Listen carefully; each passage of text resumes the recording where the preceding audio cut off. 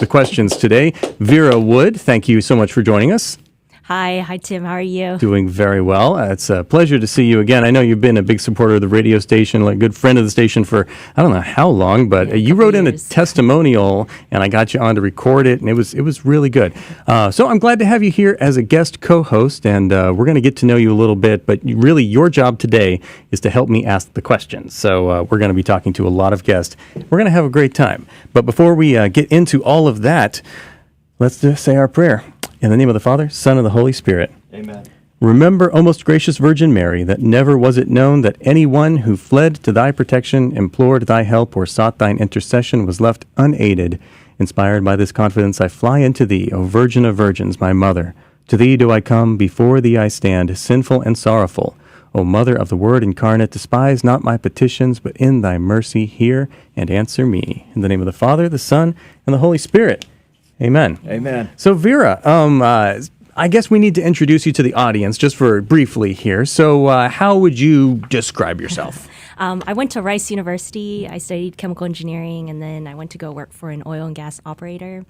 I've been in Houston almost my whole life. You born and raised Catholic? Yes. Okay. Yeah, so my maternal grandfather was a judge for one of the southeast provinces of China, and when communism... Wait. Wow. Okay. Wow, a lot of stuff coming out. Your maternal grandfather was a judge in a province in South China. Mm-hmm. Yes. And when communism took over, they had to flee. They fled to Hong Kong, and they were trying to rebuild their life. They got cheated out of their money by the builders, and so they were left with nothing to raise their 8 children. And it was the Catholic missionaries that helped them, gave them food, and that's how my grandma became Catholic, and that's how my mother became Catholic, and that's how I'm Catholic. Oh, my word. Yes. So through the work of missionaries after communism in China, now you are a Catholic. So where do you go to church here in Houston? I go to Holy Rosary. That's my home parish. When I go to the Woodlands to visit my family, I go to Church of the Presentation in St. Simon and Jude. And then for Holy Days of Obligation, I go to St. John Vianney because I work here in the Energy Corridor. Oh, okay, real close to our studio. The St. John Vianney is the closest parish here. Yes. So that's great. You really get around there as far as parishes go. And I guess we should ask about your family. So are you married? Do you have kids? Yes. Okay. I have a husband and a 6-month-old daughter named Genevieve. She was named after the Saint Genevieve, the patron saint of Paris. Oh, wow. Okay. Well, congratulations. New mother there. Okay. So, like I said, your job today is to help me ask the questions of our guest. And so we're going to jump. No, we can't do that yet because if you're looking at our Facebook video, you'll see behind me, there's a big picture of a car. It's a Cadillac, a 2020 Cadillac, and we got to take care of the station business first. I'm trying to give this car away. I hope it goes to you. How can you get in on that raffle? Yes, that raffle. It's in support of the Guadalupe Radio Network, one of the most fun fundraisers that we do each year. We give away a car, and this year it's a 2020 Cadillac CT5 Luxury Edition. The tickets are $25. Can you imagine getting a Cadillac for $25? That's all, $25. Right, a whole Cadillac, a brand new Cadillac. Right.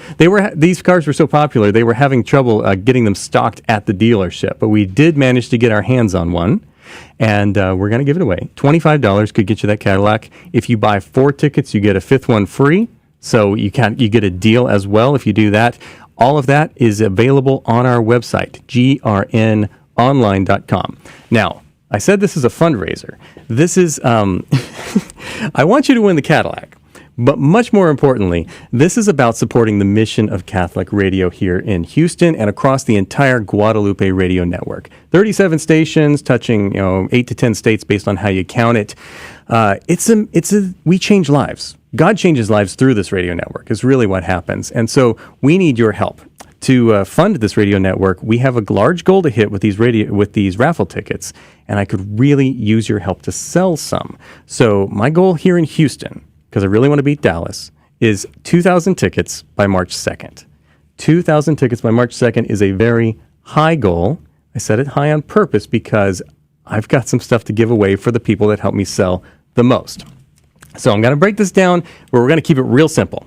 If you help me sell 50 tickets or more, your name goes into a drawing for a kielbasa smoked meats gift basket. And we had Wendy Stiles on this program a week or two ago to talk about that from Kielbasa, one of a great sponsors of Catholic organizations across Texas and here at the Guadalupe Radio Network. So you could win that. All you have to do is sell 50 tickets. And think about it. If you're buying 5 tickets at a time, that's only 10 sales. So it's doable. Now, there are even better prizes in store for you. If you can sell 100 tickets or more, and again, 10 sales of 5 tickets, that's pretty doable. Your name is going to go into a drawing, and I've got 3 great prizes that are going to go for that drawing. Anyone who sells 100 tickets or more. There are weekend retreats at the Christian Renewal Center, at the Holy Name Retreat Center, and get this, a wine conference where at the Culinary Institute Le Notre here in Houston, it's a French Culinary Institute, they have a restaurant and they do a wine tour where every month they focus on one country and they bring in the perfect food pairings for it, and they give you the wines from that country and they educate you about it. It's a great date night, and you could win it if you just sell 100 tickets to support Catholic Radio. And even better, your own purchases. Like if you want to buy some tickets for yourself and maybe win the Cadillac, then those count towards your quota. So I think that's great. So I love that you were able to reach out, and we had listeners helping us. Right? All of this is donated. Exactly. So they're helping us, and so we're trying to do our part and spread that message out. That look, you and I need some help, right? Of course, I can't be everywhere. Yeah, I know, and we can't be everywhere. So we really need your help. We need your support. We're looking to see if we can talk at different parishes, different events, and if Tim and I cannot be there, we're looking for volunteers to take that next step. Represent us at another parish, at another Catholic event, and that would go so far. So it really would, and you could get one of these great prizes. So Vera, since you are a guest and you're only scheduled here to be here today, you could get on this too. What do you think of that? Yeah, that sounds great. So I'll be sure and send a lot of tickets with you when you leave. Right. I used to I helped you sell some tickets a couple of years ago, and this older gentleman came over and he tried to buy a ticket, and I didn't have the right change, and he ended up just leaving his donation, and he didn't pick up a ticket. So if you're listening, I will pay for your ticket that you never got, sir. That was a great thing you did that day. Oh, that's wonderful. People are so generous. Our listeners really are the best. I hear that during every share-a-thon, but sometimes we like to say thank you by giving away a car. So there you go. 2,000 tickets by March 2nd. If you want to get in on that, it's easy. You can just go to our website, grnonline.com, click that Houston box so you can get my contact information. Let me know that you're interested. There's plenty of self-explanatory links there at grnonline.com, grnonline.com. Okay, now let's do it. We've got a lot of guests to talk to. David, bring on our phone guest, Julie Fritsch. Julie, are you there? I am here, Tim. How are you? Welcome to the Catholic Lunch Break. I believe this is the first time you've been on our program since we moved it to noon. Is that right? It's been a while, but yes, it is. Okay, so let's introduce you. Let's introduce you to the audience. Julie Fritsch, you are the Director of Pro-Life Activities for the Archdiocese of Galveston-Houston. Is that correct? I am, and it's been almost 4 years now. So 4 years. Well, I think you're doing a great job. A lot of fun. Thank you. Our time is short, so I don't want to take too much of your time. But we've got a lot of pro-life activities going on this week. Would you mind giving us a rundown of what that involves? Sure. So tomorrow we have the annual 9 Days for Life Novena, which is an initiative of the U.S. Bishops' Conference. But every day of that novena, which this year runs from January 21st to January 29th, there will be different prayers, different reflections, and different suggestions for how you can assist us and assist your community with many, many different aspects of pro-life. This time of year especially, we are thinking about the Roe v. Wade anniversary. And issues of abortion. But as we all know, pro-life is broader than that, even though abortion is the preeminent issue that we deal with. So if you're interested in that, go to archgh.org, which is the Archdiocesan website. It's right up there. You can sign up to get text alerts. you can find on our social media. Lots of different ways to get involved with that. Then Wednesday is the National Day of Prayer for the legal protection of the unborn. Yeah. And this is specifically called for in the Roman Missal in the United States. But this will be the 47th anniversary of the Roe v. Wade decision, which legalized abortion, recognized that as a constitutional right throughout the United States. And so what does that mean if it's called for in the Roman Missal and it's a day of prayer and penance for the protection of the unborn? How are the lay Catholics who have a job, if they have to go to work that day, how are they supposed to celebrate this? So we would encourage any number of things. You can't be everywhere, as we know. Many of our parishes are having holy hour or special masses, and certainly, most of those are in the evening or early in the morning. So look around you. If your parish isn't specifically doing something, most likely there's a parish close to you that is. But say an extra rosary, say the Divine Mercy Chaplet. Make that a day of prayer and fasting. There's many different ways to commemorate and remember and pray for an end to this practice of abortion that we have. So there's many different things you can do. And then finally, this Saturday, we're very excited. We have the Texas Rally for Life coming up in Austin. And so I was counting this morning, I think we have at least 10 parishes that are taking buses to the rally. So the Texas Rally for Life is kind of in parallel with the March for Life, but it's at the state capitol. But we're taking caravans, buses from Houston to get there.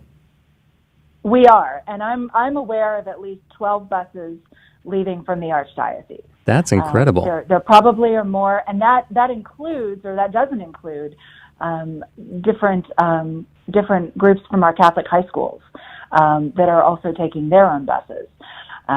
So we've had just a great response this year, which is very exciting.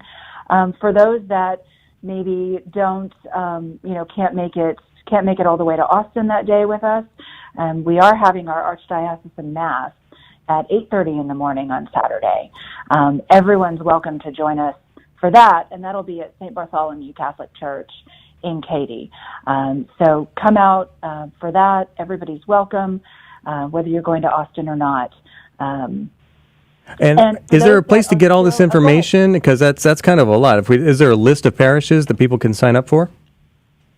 So what we would encourage people to do, call the Office of Pro-Life Activities, which the number there is 713-741-8728. But give us a call. We've had a lot of calls, people asking what's the closest parish to me, where our bus is leaving, and we've been able to hook people up. We do still have some openings for the buses leaving from the St. Dominic Center, which is right by the Med Center. So if that's your area and you're looking for a bus, give us a call. We can get you signed up for that. If you're coming from a different area of the diocese, we can absolutely find a parish close to you. Okay, so if people are interested in finding a bus or finding a parish or finding a mass, call the Office of Pro-Life Activities. Can you give that number again? Yes, I can. So that is 713-741-8728. Okay, 713-741-8728 for the Office of Pro-Life Activities. Get to Austin. Get on your knees. We need to support life from birth to natural death. That is what our catechism teaches. And it's because God values human life. We ask what college? I'm looking at U of H for musical education. Great. And Christopher, where do you go to school? I go to a homeschooling co-op at Our Lady of Walsingham. It's called Holy House. Holy House at Our Lady of Walsingham. That's wonderful. Now, the reason that we have you here to represent the Catholic Organization of Life is because, like Julie, you just said, the Texas Rally for Life is Saturday, but the March for Life, the big one in Washington, D.C., is coming up when? On Friday. That's Friday. And you're going to be there. Yep. We're taking 28 youth to Washington, D.C. for the March for Life. 28 youth from Houston. Just in your group alone, from the cool Catholic Organization of Life. Now, have you been before? Yeah, we've both been before, actually. It was an amazing experience. There were so many people there, so many people from Houston even that we saw there, but people from all over the states. And Christopher, you got to go before as well? Yes, I went last year. So what did it feel like when you're there? You travel a long way. You've got hundreds of thousands of people around you, all there for one purpose. What does that feel like as a 13-year-old? It's just impressive that so many people value life and just...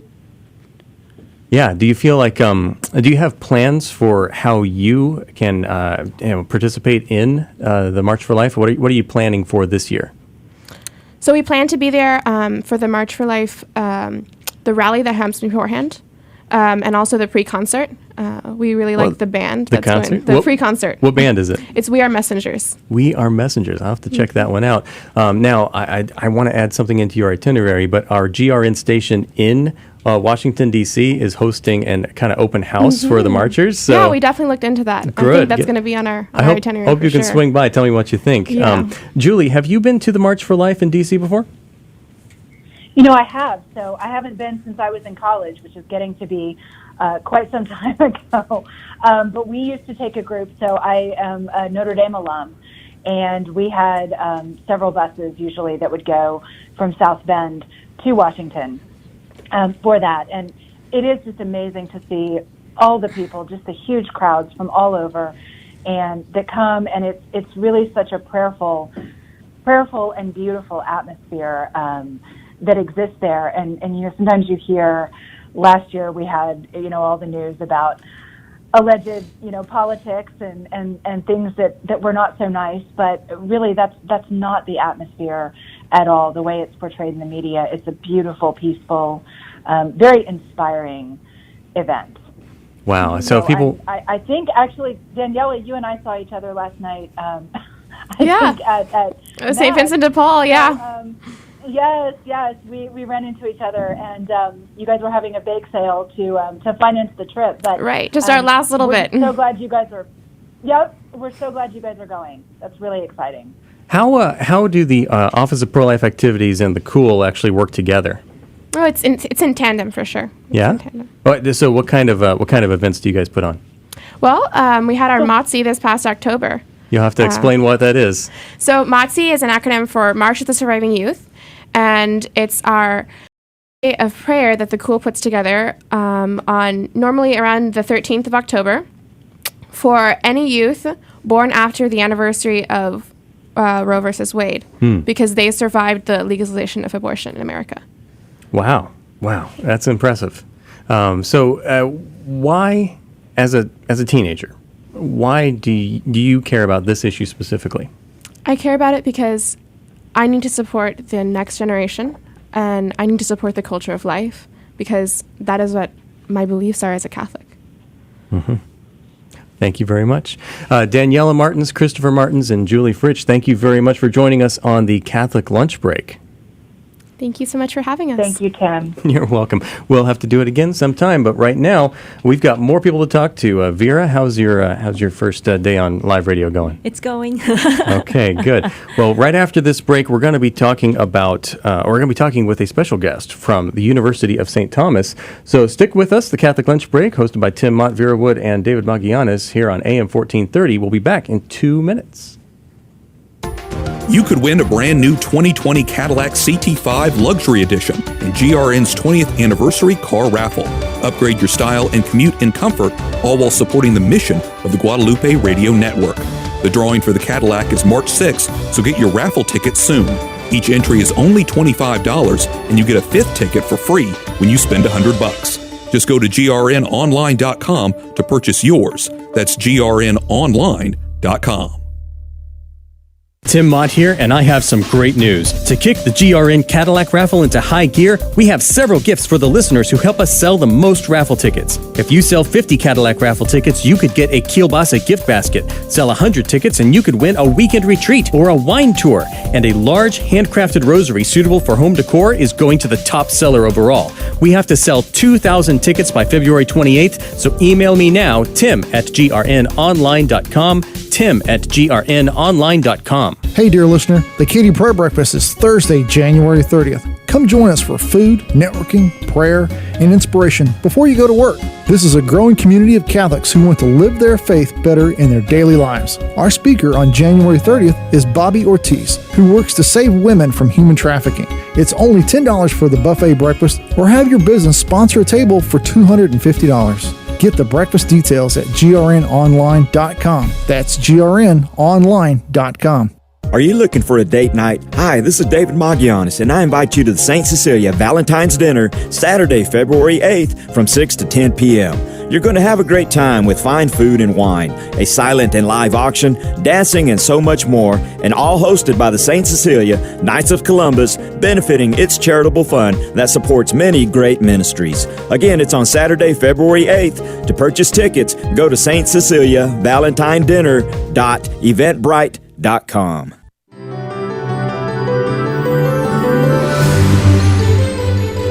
It's the Catholic Lunch Break here on AM 1430, where we catch up on everything Catholic in Houston. My name is Tim Mott, your host today, joined by a co-host, Vera Wood, one of our Catholic radio listeners, supporters, and friends. Vera, did you know it's Human Trafficking Awareness Month? Oh, I didn't know that. January is many months, and Human Trafficking Awareness Month is one of them. It's important that as Catholics we recognize the dignity of life, both unborn life, natural death, and everything in between. So human trafficking is something we need to be aware of. So we have brought on a guest from the University of St. Thomas, Dr. Michael Sullivan, DBERN HECCFACHE. How many acronyms can I give you after your name there, Doctor? That's more than enough, I think. Oh, you prefer Mike? I do. Okay. I do.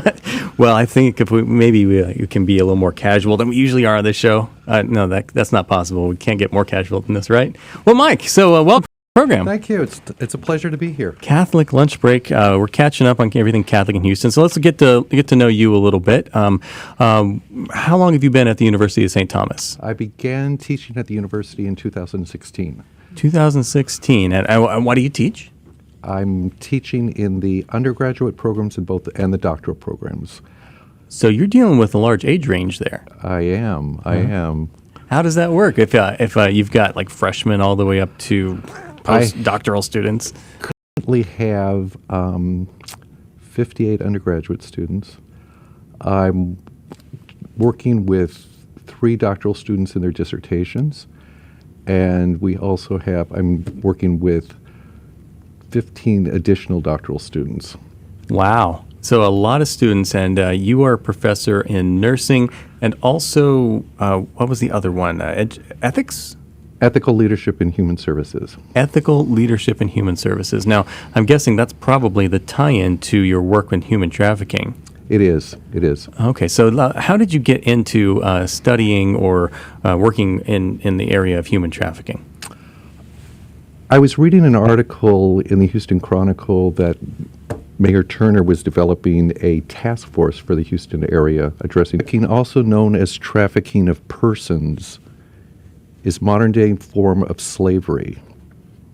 Human trafficking is the second largest and fastest-growing criminal industry in the world, with as many as 20 to 40 million individuals living in slave-like conditions throughout the world. And we think of slavery usually as something of the past, because we're taught in history books how slavery was abolished and everything, but that's not. I mean, legal slavery was abolished, but it's still a rampant problem. It is. Legal slavery, if we want to look at some statistics, in the height of legal slavery, the total number was anywhere between 15 to 20 million. Today, we're at 20 to 40 million. So our numbers are higher than they ever have been in history. That's incredible. And a lot of people confuse human trafficking with human smuggling. Is that correct? That's correct. And so what's the difference? Human trafficking is exploitation of an individual, either for sex, for forced work, or debt bondage. Smuggling is usually the transportation of one person against another against their will. Oh, okay. So, so I'm seeing the difference between human trafficking and human smuggling. Trafficking is where someone's literally being exploited, and then their person. Exploited for the benefit of another person. Now, how can those numbers be so high now if we've worked so hard to get rid of slavery? Because I think at times we become silent in what's going on around us. Currently, worldwide, there's 20 to 40 million people that are enslaved. In the United States, it's approximate 2.5 billion people. And you ask yourself, how could that happen in this country? Mm-hmm. In the Houston market, when we look at it, we've become the number one hub for human trafficking in the United States. And that's not a statistic you want to be proud of. Mm-mm. Currently in the state of Texas, it is estimated that there's over 313,000 individuals trapped in human slavery. Of that, 234,000 find themselves in forced labor, and 79,000 of them find themselves being sex trafficked. So, with numbers like that, you'd think that it would be more visible, like we ought to be bumping into this every time we walk out the door. How is it hidden? Oftentimes it's underground. Oftentimes we are not aware of what we're looking at, and we mistake what we're looking at. And oftentimes we don't ask the simple question to people, are you okay? Are you safe? Well, I mean, you don't want to make assumptions. Like, you walked through my door today, I said, hello, my name is Tim. I didn't say, hello, are you safe? Correct. But oftentimes trafficked individuals provide signs for you. Okay. What are some of those signs? Some of the signs are they might be confused that they don't even know their home address or their work address. They might not know what city they're in. There might be an individual with them that continues to answer the questions on their behalf. Okay.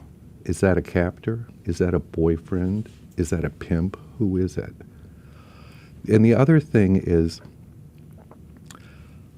oftentimes there's significant markings or tattoos on individuals that have been branded by their captor.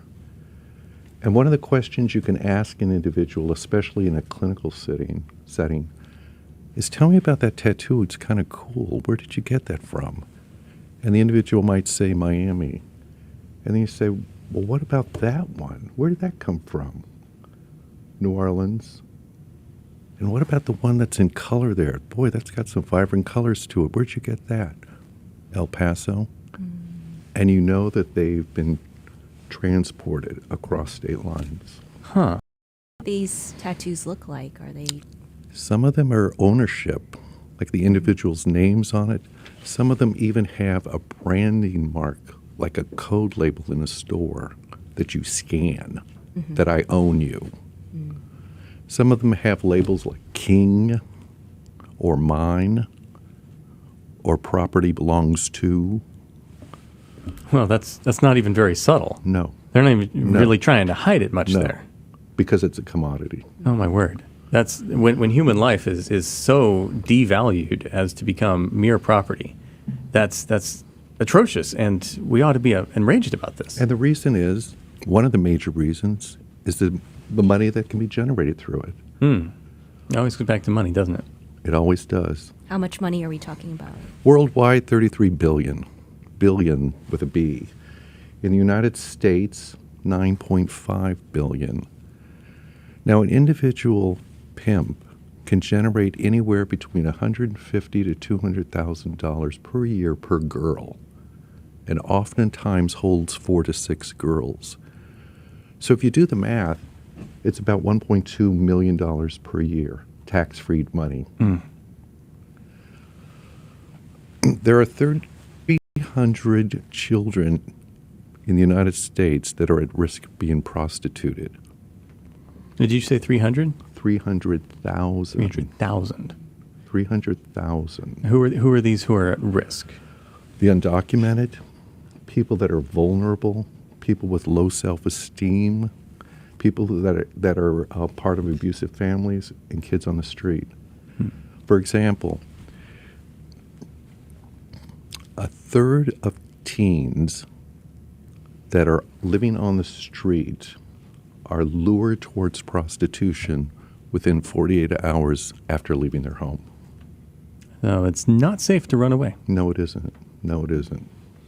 Now, how are they entrapped? Like, what kind of things are done to lure them, and how can we, prevent those? Well, one of the ways is through education and speaking about it, and because we need to break the silence. The other way is educating students and young people regarding apps, dating apps, because oftentimes they think it's a young, polite man that they're talking or corresponding with, when in fact it could be someone that's trying to lure them into the sex industry. Wow. So not just on the streets, but also in apps. Absolutely. So it's a scary thing. You gotta have be vigilant about everything. You do. Not just where you go, but also what you're doing online. Absolutely. And then at other times at the university, one of the students said, "So how does it impact us?" And I said, "Well, it's quite easy, because now they're infiltrating your parties. They're going to your music venues. And it's a great opportunity to enhance their portfolio of individuals." And what happens with a college student, they will get them in a compromised situation or position, photograph them, and then use the photograph as a threat against them that we'll share this with the campus community and you'll be expelled unless you do what I tell you to do. So blackmail is kind of the wedge to get them in the door. Absolutely. And it's not just men that are traffickers, right? It could be older, only a couple years older women, and it can be women. Right here in Houston on Telephone Road, it was a grandmother that was trafficking her granddaughter. Oh, wow. Yeah. But sometimes statistics are very sterile. And a statistic really isn't a face unless you name it. So let me share a story with you about Megan. A man, and sometimes even a woman working for a pimp, preys on the at-risk person's vulnerability. He identifies Megan's weakness and exploits them, but only after he has courted her, temporarily provided for her, and made her promises that seemed to be like the answer to all her prayers. A few weeks later, once Megan is dependent on him and sure that he loves her, he shows her the reality, his intention to sell her for his benefit. He rents Megan out over and over and over again through prostitution. When Megan resists, he beats her, rapes her repeatedly, and subdues her through terror management. Branded with tattoos, he withholds her food and clothing, refuses to let her bathe, and then cuts off all communication with her family and friends. In the middle of the night, he moves Megan to another city where he gets her addicted so she is more easily controlled through the promises of drugs once she becomes obedient. Megan could be your daughter. We can't turn away any longer. That's something we heard on this morning's program and at the 8 a.m. hour, is that the biggest problems in the West are ignorance and indifference. Correct. And what we're doing during this Human Trafficking Awareness Month and this show today is trying to break through that. Well, ignorance is easy to solve. You give information. And now, having heard this, we're not ignorant anymore. But the indifference is the harder part. What was it that caused you to get involved in the task force here in Houston? That I'm assuming you got most of this data from law enforcement numbers, or law enforcement and the national data banks. National data banks. So, what was it that broke your indifference? It's the right thing to do. We're called up based on our faith tradition to speak on behalf of those that are voiceless, to advocate on behalf of others. The spiritual and corporal works of mercy. This is one of them. Correct. And the choices of actions may be varied, but the only choice that is clearly wrong is to do nothing. Right. I mean, exactly. So our listeners, they're not probably necessarily in a position to go out and join a citywide task force, dedicate that many hours and that many resources. If they're parents, they've got duties, they've got jobs to go to. But University of St. Thomas has an event this week that is designed really for that kind of person. It is. So yeah, there's the softball lead-in for you there. I mean, I'm really good at this radio Thank thing, you. aren't I?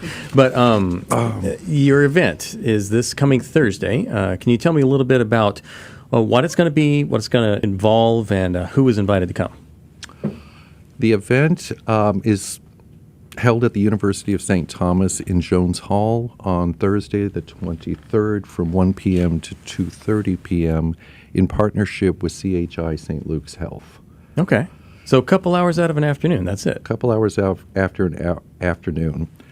And it's open to all of our faculty, students, staff, and the community at large, free of charge. So anyone, free of charge. Anyone is welcome to the University of St. Thomas for this seminar. Do you have to register for it?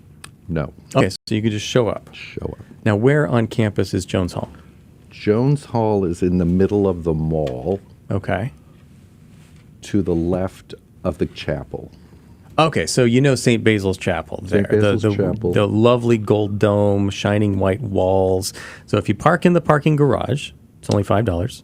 Yeah, they do take cards. I've checked. They do. You can just walk across the grass there towards the chapel. And where's Jones Hall again? St. Jones is on the main mall of the university. On the left-hand side, as if you're looking at the library from the opposite end of the chapel. Okay, great. So I'm sure it'll be pretty easy to find if someone gets there to campus.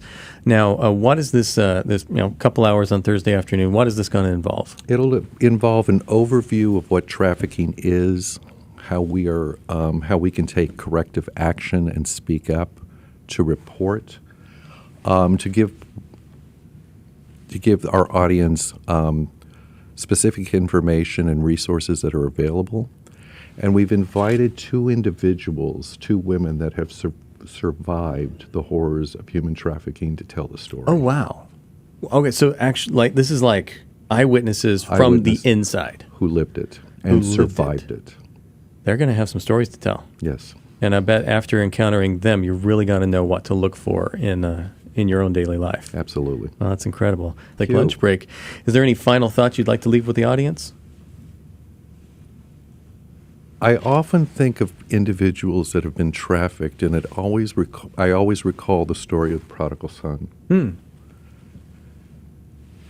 That not only the terror that the child's going through, but also the terror that the family's going through, because they don't know where their child is. Right. And just like the prodigal son's Jewish father, every day they go out and look. Where are they? And to unite ourselves with that Jewish father's prayer, oh God, send them home. Just send them back home. Amen. Well, thank you very much. We have even more on this topic following this break. We've been dealing with kind of the theoretical side of things, but there are people working in the field on the practical side of things, and we're going to be interviewing them right after this break here on the Catholic Lunch Break on AM 1430. You could win a brand new 2020 Cadillac CTS Luxury Edition in GRN's 20th anniversary car raffle. Upgrade your style and commuting comfort, all while supporting the mission of the Guadalupe Radio Network. The drawing for the Cadillac is March 6th, so get your raffle ticket soon. Each entry is only $25 and you get a fifth ticket for free when you spend $100. Just go to grnonline.com to purchase yours. That's grnonline.com. grnonline.com. Tim Mott here, and I have some great news. To kick the GRN Cadillac raffle into high gear, we have several gifts for the listeners who help us sell the most raffle tickets. If you sell 50 Cadillac raffle tickets, you could get a kielbasa gift basket. Sell 100 tickets, and you could win a weekend retreat or a wine tour. And a large, handcrafted rosary suitable for home decor is going to the top seller overall. We have to sell 2,000 tickets by February 28th, so email me now, tim@grnonline.com, tim@grnonline.com. Who likes spaghetti? Hi, this is David Magianis, and I'm inviting you to a spaghetti dinner hosted by the Catholic Daughters of the Americas, court number 2211 from St. Teresa in Sugar Land. This annual event is on Saturday, February 1st from 5 to 8 p.m. at the St. Teresa Church Community Center in Sugar Land. Everyone is invited to join this great community for delicious homemade food and fellowship. Again, this spaghetti dinner is on Saturday, February 1st. For more information, go to sugarlandcatholic.com. Kielbasa wishes the Guadalupe Radio Network a blessed 20th anniversary year. To support the GRN here in Houston, Kielbasa Smoked Meats is donating 3 gift boxes of our famous kielbasa sausage to the volunteers who sell the most raffle tickets for the GRN's annual car raffle. This year, the giveaway is a 2020 Cadillac CT5 Luxury Edition. Please join us in helping to make this 20th anniversary car raffle a huge success for KSHJ. Contact Tim at grnonline.com.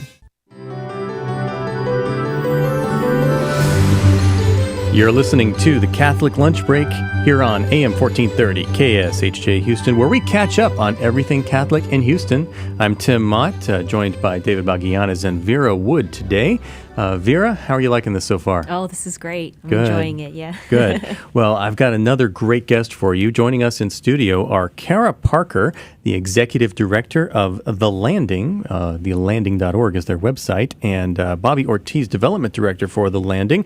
Kara and Bobby, welcome to Catholic Lunch Break. Thanks for having us. Thanks. Great to be here. Yeah. So, thelanding.org. We are talking about human trafficking awareness during the January Human Trafficking Awareness Month. Just got through with a great interview about kind of a lot of the magnitude of the issue, kind of what it looks like, how big it is, just education.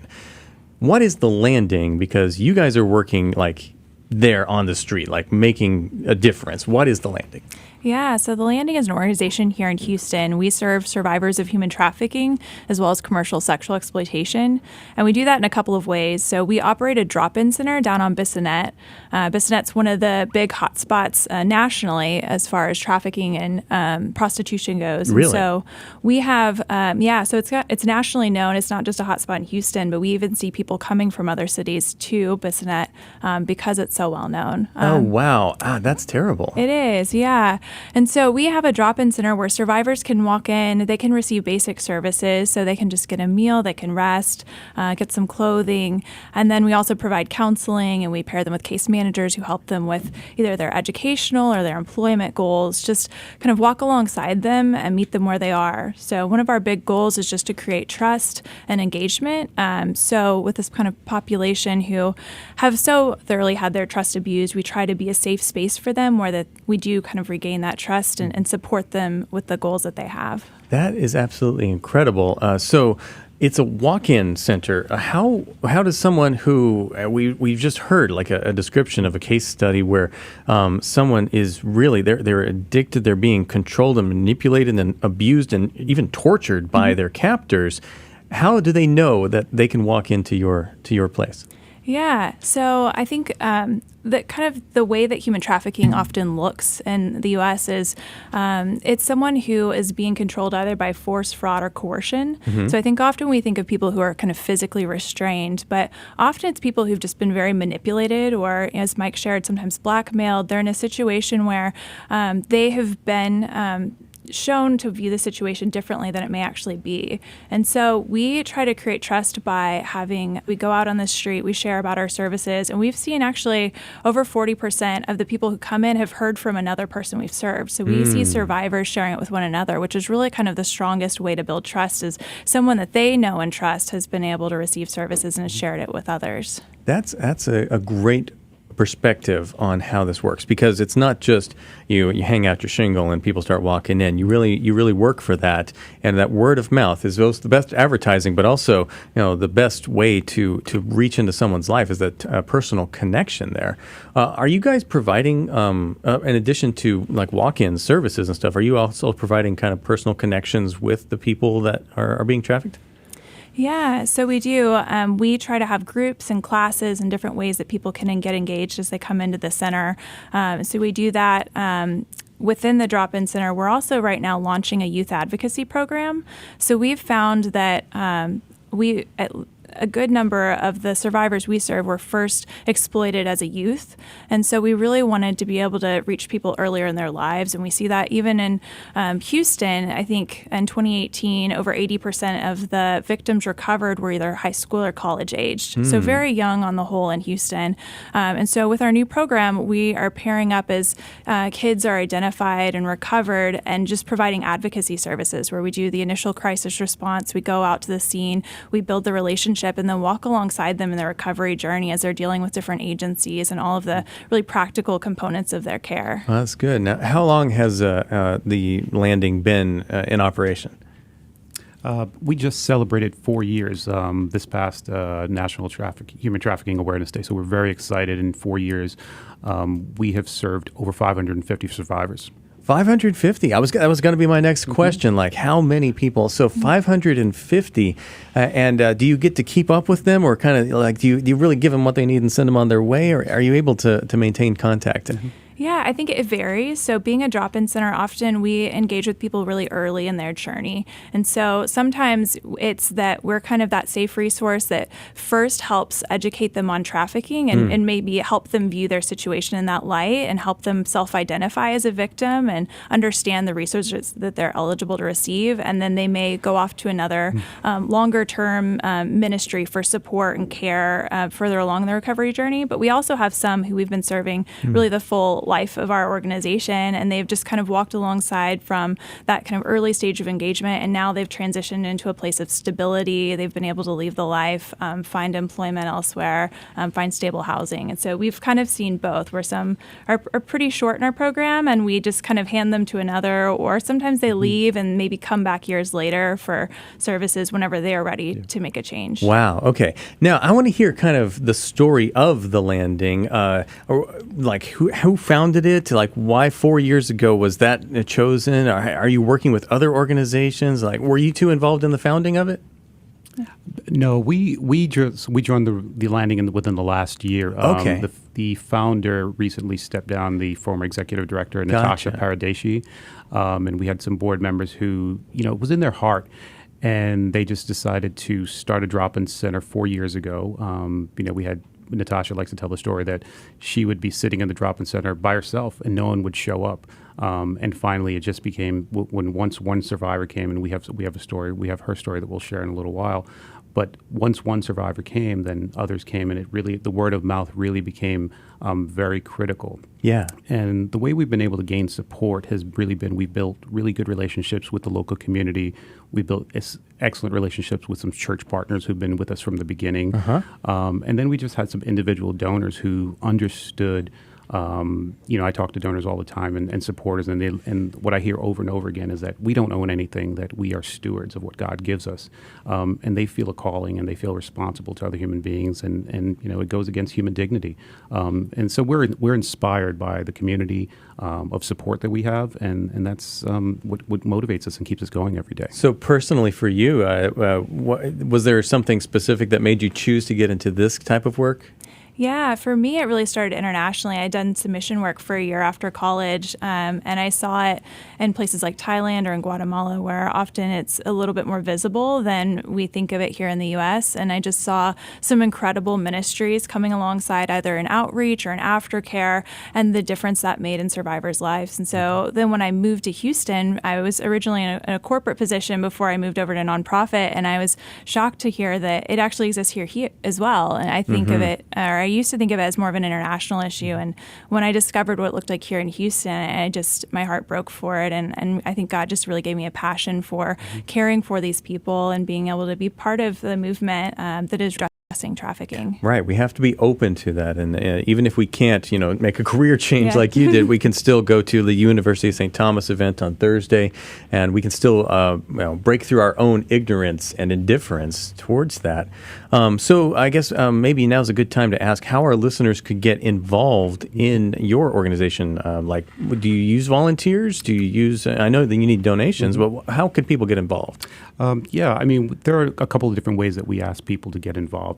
First, you mentioned volunteers. You can go to our website at thelanding.org /volunteer. And, we just had a volunteer training this past Saturday. So we do we do them probably 5 times a year. So go to our website and you can sign up. What do your volunteers typically do? Oh, they do a lot. A lot of the things that we can't do in the office. We receive donations, clothing, in-kind donations, and they'll help us sort that. Our biggest fundraiser of the year is we have a team of volunteers who get there 5:30 in the morning and make that happen, and we could not do this without the support of our volunteers. We ask people to pray. We absolutely believe in the power of prayer. And we ask people to get involved and become prayer warriors. You can join us at, if you text at pray4TL to 81010, you'll receive a weekly text. Again, that's at pray4TL. You text that to 81010. 81010? Yes. I want to be sure people are Yes. hearing that. So 81010 is the number. Yes, correct. And then you're texting at pray4TL. At pray4TL for the landing. For the landing, So, correct. is that the number 4? Yeah. Okay. Yep. So that's right.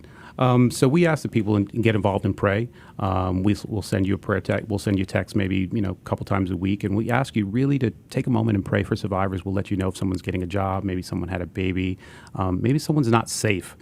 So we really, really ask you to pray. And obviously, if you would like to support us financially, you can text GIVE to 713-766-1610. Again, that's GIVE 713-766-1610. Or you can just visit us at thelanding.org /give. And it'll lead you to become where you can give a monthly donation or you can be a one-time donor. I am impressed with your website here. It's very well put together. It's very explanatory of your organization. Now, we have a prayer breakfast series that a lot of our listeners are already familiar with. If you're not, you can check that out at our website, grnonline.com. But Bobby, you are actually going to be a speaker at one of our upcoming ones next week, January 30th at El Asador in Katy. I am. It's a real honor for me to be able to speak to the group and really share a little bit about what the landing is and what we do and how we're inspired to share God's love, but also how I think it's really important for other business people and other people who work in organizations to think about how does your faith and how does God how does that move you in your work life? So we'll talk a little bit about how we do that on a day-to-day basis. We love getting inspirational speakers like yourself to come for our prayer breakfast, and it's really designed to inspire people before they go to work.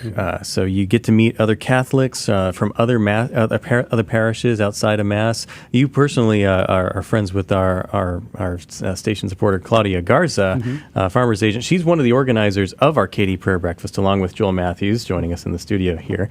But so you go to church with Claudia? I do. I attend St. Edith Stein in Katy. That's a great parish. So shout out to all you St. Edith Stein parishioners out there.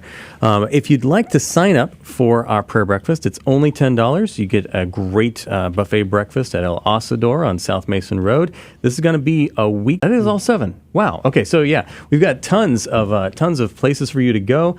Tons of speakers that you can hear. Joel, how did you get a hold of Bobby here, and what are you looking forward to this next week? Well, first and foremost, I will take no credit. I give all credit to Claudia. So, Claudia, if you're listening, just know that you're going to be you're going to be in the front face out there next Thursday to help introduce Bobby. But this was all Claudia's idea. Okay, so the way you can sign up for that is at grnonline.com. Just look for that prayer breakfast link. $10 gets you the breakfast, the talk, the networking, and access to our community. If you want to sponsor a table for $2.50, that you get a few extra perks for your business there. Check it out at grnonline.com. Bobby Ortiz and Kara Parker from The Landing, thank you for joining us on the Catholic Lunch Break. Thanks for having us. And Vera Wood, thank you for co-hosting, helping me ask questions today. Thank you, Tim. We'll have to have you back sometime. I know that you have a job, and maybe a full-time schedule will not always permit, but we're always looking for expanding our community here. David Magianis, thank you for running the board today. Joel Matthews, thank you for doing the video switching. And you, listener, thank you for listening today. This is your method of getting connected to everything Catholic in Houston. There is no other program on the radio that only talks about Catholic stuff in Houston. You've got plenty of national Catholic stuff. You've got plenty of generic Houston things, but Houston Catholic stuff is only here. So join us again next week for the Catholic Lunch Break. And right now we're going to be sending you to Dr. David Anders with Call to Communion, one of the most popular programs here on AM 1430, EWTN affiliated Guadalupe Radio Network. We love you, and stay Catholic out there.